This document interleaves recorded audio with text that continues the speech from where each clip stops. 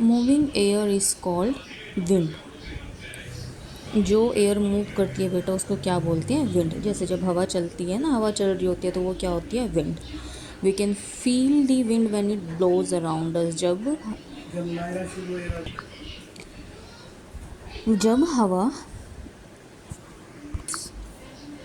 जब हमारे आसपास ब्लो करती है, बहती है, जैसे हमें टच करती है, हमें पता लगता है ना कि हवा चल रही है, ठीक है, तो हम उसको तब फील कर सकते हैं, विंड को, ठीक है। Wind has 3 main properties which are as follows. Wind की बेटा 3 मेन प्रॉपर्टीज़ होती हैं, आज हम एक ही रीड करेंगे।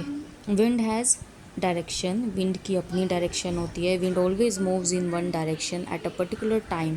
एक पर्टिकुलर टाइम पे विंड जो है बेटा एक ही डायरेक्शन में मूव करती है। You can see this by observing the direction in which clothes hung to dry move. और आप इसको कैसे ऑब्जर्व कर सकते हो? वो कह रहे हैं नीचे कपड़े देखो, ये जो नीचे हंग बेटा, जो नीचे कपड़े लटके हुए हैं, जो नीचे कपड़े टू ड्राई, ठीक है, सूखने के लिए, ये जो कपड़े लटके हुए हैं वो क्या कर रहे हैं? इनकी डायरेक्शन देख रहे हो, एक ही डायरेक्शन में सब क्या कर रहे हैं?